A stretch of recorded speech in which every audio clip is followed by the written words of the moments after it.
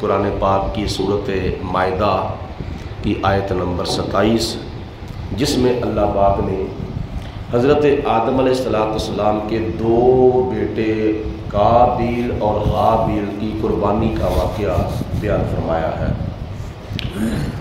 अल्लाह ताला इरशाद फरमाता है, वतलु अलैहिम नबा अबनई आदमा बिलहक।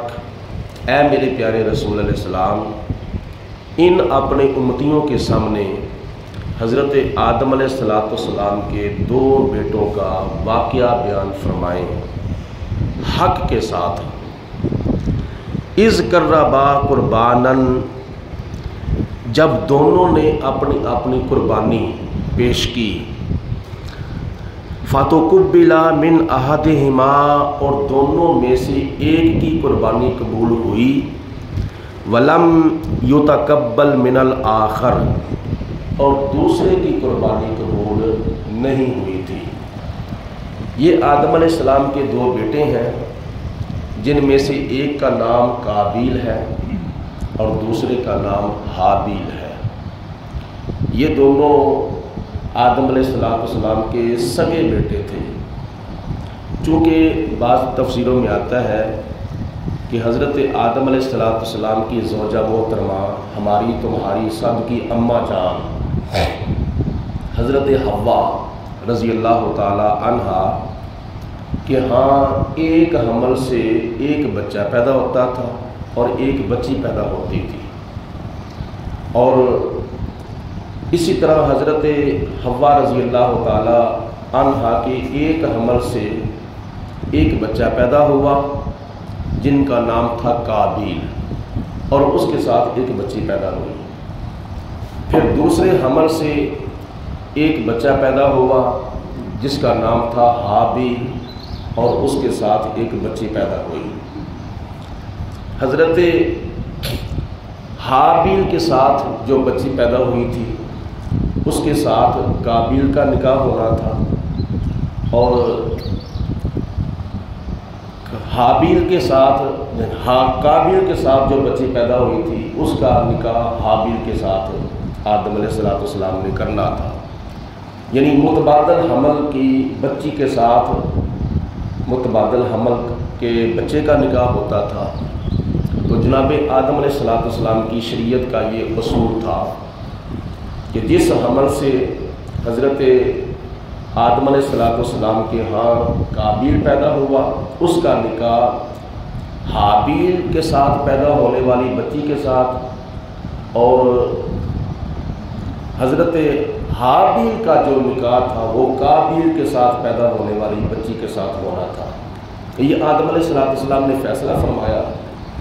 तो काबिल के साथ जो बच्ची पैदा हुई थी वो चूँकि ज़रा ज़्यादा खूबसूरत थी, हसीन व जमील थी, और जो हाबिल के साथ बच्ची पैदा हुई थी वो इतनी खूबसूरत नहीं थी, इतनी हसीन व जमील नहीं थी।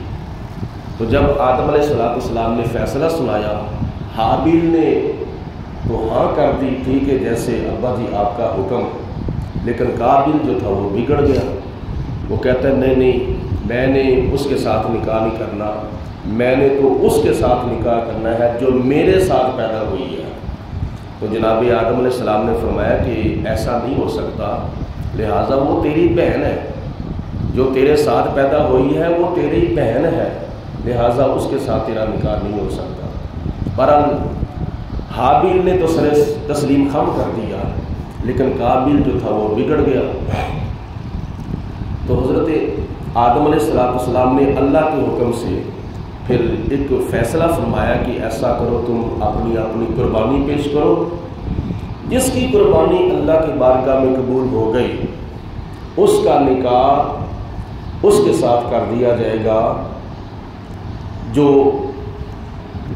काबिल के साथ पैदा हुई है। तो दोनों ने अपनी अपनी कुर्बानी पेश की।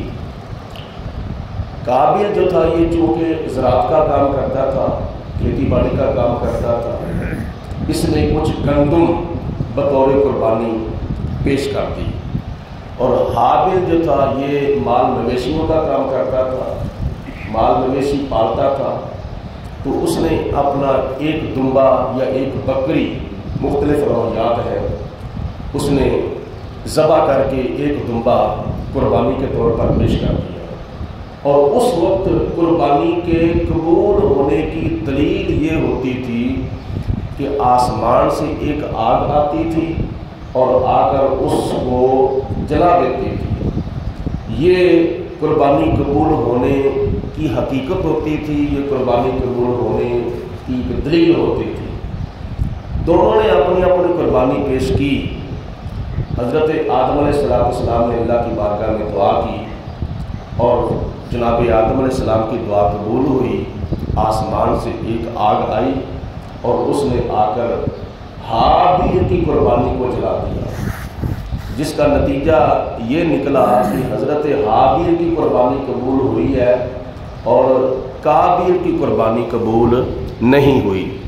جیسا کہ خدا تعالیٰ نے فرمایا اذ قربا قربانا، جب دونوں نے اپنی اپنی قربانی پیش کی، فتقبل من احدہما، ان دونوں میں سے ایک کی قربانی قبول ہو گئی، یعنی ہابیل کی قربانی قبول ہو گئی، ولم یتقبل من الآخر، اور دوسرے کی قربانی کو اللہ پاک نے قبول نہ فرمایا، یعنی قابیل کی قربانی قبول نہ ہوئی۔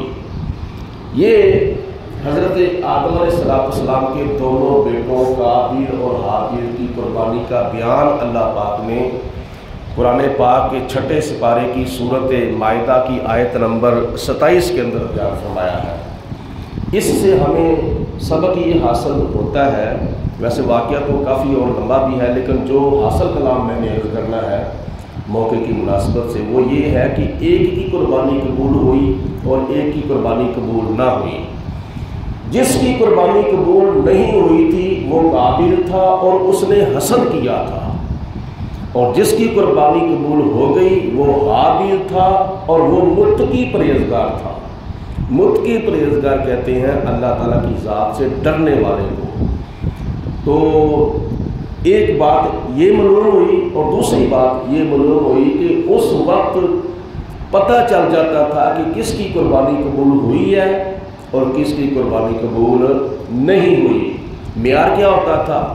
معیار یہ ہوتا تھا کہ جس کی قربانی قبول ہوتی تھی وہ متقی ہوتا تھا، اللہ تعالیٰ سے ڈرنے والا ہوتا تھا، اس کے عمل میں اخلاص ہوتا تھا، اس کے دل کے اندر خشیت الہی ہوتی تھی۔ آج ہمارے ہاں یہ چیز تو نہیں ہے کہ آسمان سے آگ تو نہیں آتی کہ ہماری قربانیوں کو قبول ہونے کا ثبوت مل جائے، لیکن یہ امت مصطفیٰ کے اوپر اللہ پاک کی ذات نے ایک ایسا کرم فرمایا ہے کہ ہمارے عیبوں کے اوپر خدا نے پردے ڈال دیے ہیں۔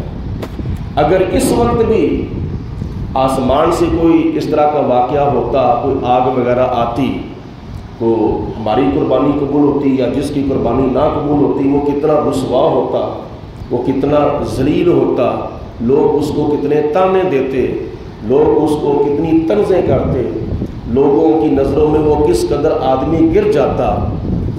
اللہ کی ذات نے امت مصطفیٰ پر کرم یہ فرمایا ہے کہ دنیا کے اندر خدا تعالیٰ کسی کو پریشان یا کسی کو ذلیل نہیں کرتا۔ یہ قیامت کے دن پتہ چلے گا کہ کس کی قربانی قبول ہوئی ہے، کس کی قربانی قبول نہیں ہوئی۔ لیکن معیار سے سبق حاصل کرنا چاہیے، حاسد کی قربانی قبول نہیں ہوگی، اللہ تعالیٰ سے نہ ڈرنے والے کی قربانی قبول نہیں ہوگی، اور کسی کے اوپر ظلم کرنے والے کی قربانی قبول نہیں ہوگی۔ جیسا کہ قابیل نے ہابیل کے اوپر ظلم کیا تھا، حسد بھی کیا تھا اور اس کے اوپر ظلم بھی کیا تھا۔ کس کی شکل میں ظلم کیا تھا؟ اس کو قتل کرنے کی شکل میں ظلم کیا تھا۔ کس نے؟ قابیل نے۔ کس کے اوپر ظلم ہوا؟ ہابیل کے اوپر۔ لیکن آج کیا یہ خامیاں ہمارے اندر نہیں پائی جاتی؟ حسد بھی ہوتا ہے اور کیا نام ہے ظلم بھی ہوتا ہے، لیکن اس کے باوجود خدا کی ذات نے ہمارے عیبوں کے اوپر پردے ڈالے ہوئے ہیں۔